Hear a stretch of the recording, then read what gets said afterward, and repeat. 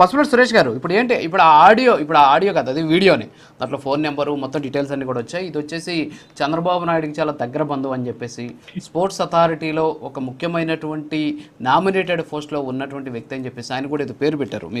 అంటే మీ అనుకూల మీడియాలో రాసినటువంటి పరిస్థితి ఏంటి, నిజంగానే జరిగిందా? అసలు ఆ కాన్వర్జేషన్లో ఈ ఉద్యోగాలు అమ్మారు అనేది మనం నిర్ధారించవచ్చు అంటారా దాన్ని బట్టి? రాజు గారు 100% నిర్ధారించవచ్చు, దాంట్లో ఎటువంటి అనుమానం లేదు. మేమేదో గాలి కబుర్లతో ఆరోపణలు చేసినటువంటి పరిస్థితి లేదు. మీరు ముఖ్యంగా అది గమనించాలా. ఇందాక మీరు అన్నారు మెరిట్ లిస్ట్ గురించి మాట్లాడితే రాజు గారు కూడా వెంటనే ఆధారం చూపించారు అని చెప్పి ఆంజనేయ రెడ్డి గారు మాట్లాడుతున్నారు. మెరిట్ లిస్ట్ లో ఆన్లైన్ లోనే 3 సార్లు మార్చారు. నేరుగా కావాలంటే మీరు ఎస్సీఆర్టీని అడగండి, ప్రభుత్వాన్ని అడగండి. మొదట ఒక లిస్ట్ ని పబ్లిష్ చేస్తే ఆ తర్వాత అందులో ర్యాంకులు లేదని చెప్పి వెంటనే దాన్ని తొలగించి మళ్ళీ రెండోది ఇస్తే ఆ రెండవ దాంట్లో కూడా అవకతవకలు ఉన్నాయని తొలగించి 3వసారి ఇచ్చారు. 3 సార్లు మార్చారు. ఇది ఎందుకు జరిగింది? దీనికి సమాధానం ఇంతవరకు ఎవరైనా చెప్పారా? లేదు. మరి కలెక్టర్ల కార్యాలయాల్లో ఎందుకు దాన్ని మీరు ఉంచలేదనేటువంటి దాంట్లో సమాధానం ఉందా? గత పద్ధతి సాంప్రదాయంగా వస్తున్నటువంటి సరే దాన్ని పెడతాం సార్. సరే ఇప్పుడు అది దానికి ఒక 10 సెకండ్లు మీకు ఆన్సర్ చేసేస్తా. దానికి రివైజర్ లిస్ట్ అని చెప్పేసి ఇచ్చారు, రివైజర్ లిస్ట్ అని ఇచ్చారు, తర్వాత సెలెక్టెడ్ లిస్ట్ ఇచ్చారు. ఎందుకంటే రివైజర్ లిస్ట్ అనే పదాన్ని ఎందుకు వాడుతున్నానంటే డిఎస్సికి సంబంధించినటువంటి ఒకే పోస్ట్ ఉండదు అనమాట.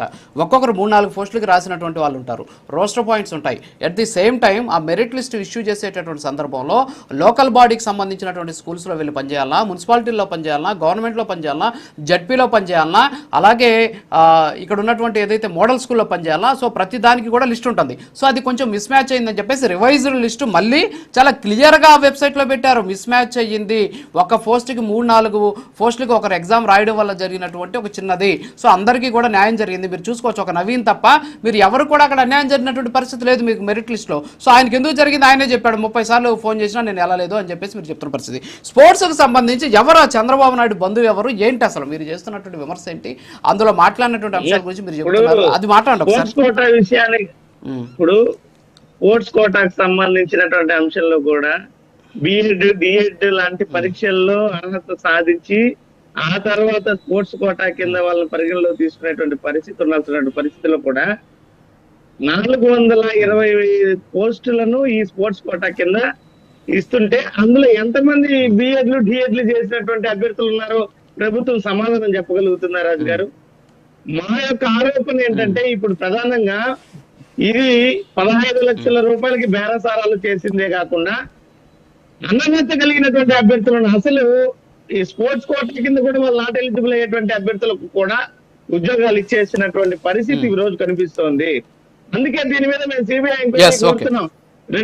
మీరు 23వ తారీఖున మా ఎమ్మెల్సీ పర్వతరెడ్డి చంద్రశేఖర్ రెడ్డి గారి మీడియా సమావేశాన్ని చూసినా, జగన్మోహన్ రెడ్డి గారి ప్రశ్నలను చూసినా, గతంలో ఈ యొక్క డిఎస్సి నియామకాలు అయినప్పటి నుంచి వేలాది మంది అభ్యర్థులు చేస్తున్నటువంటి నిరసనలు చూస్తున్నా ఇదే ప్రశ్నలు లేవనెత్తుతా. ఎక్కడ కూడా ఎవరు అడిగినా, ఈరోజు అభ్యర్థులు అడిగినా, ప్రతిపక్ష పార్టీలు అడిగినా, జగన్మోహన్ రెడ్డి గారు అడిగినా సరైనటువంటి సమాధానం ప్రభుత్వం ఇవ్వడం లేదు. నేను ఇందాకే అడిగా, ఎందుకు ఒక అడిషనల్ డైరెక్టర్ గా ఉండాల్సినటువంటి స్థాయిలో ఉన్నటువంటి వ్యక్తి, కన్వీనర్ గా ఉండాల్సినటువంటి వ్యక్తిని ఎస్సీఆర్టీలో డైరెక్టర్ గా ఉన్నటువంటి కృష్ణారెడ్డి గారిని ఎందుకు డిఎస్సి కన్వీనర్ గా నియమించారు?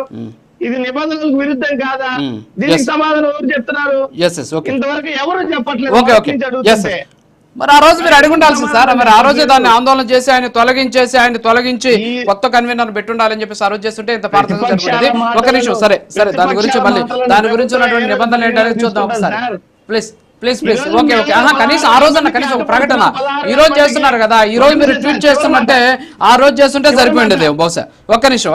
వంశీ గారు ఇప్పుడు సురేష్ గారు ఏమంటున్నారంటే ఏదైతే ఒక నిమిషం సార్ సురేష్ గారు ప్లీజ్ వైసీపీకి సంబంధించినటువంటి ప్లీజ్ ఒక టైం అవుతుంది. వైసీపీకి సంబంధించిన సోషల్ మీడియాలో వైసీపీకి సంబంధించినటువంటి అనుకూల మీడియాలో వచ్చినటువంటి ఒక వీడియోని చూపించి 15 లక్షలకి బేరం కుదుర్చుకున్నారు. అది కూడా చంద్రబాబు నాయుడికి బంధువుగా ప్రస్తుతానికి స్పోర్ట్స్ అథారిటీ ఆఫ్ ఆంధ్రప్రదేశ్లో ఒక నామినేటెడ్ పదవిలో ఉన్నటువంటి వ్యక్తి ఇది చేశాడు అని చెప్పేసి వాళ్ళు ఆరోపిస్తున్నది. ఇది 10 రోజుల క్రితం, అంటే ఈరోజు డేట్ ఎంత, ఈరోజు డేట్ వచ్చేసి ఇప్పుడు మనం చూస్తే 16వ తేదీ, ఇది రాత్రి 9 గంటల నుంచి సర్క్యులేట్ అవుతూ ఉంది.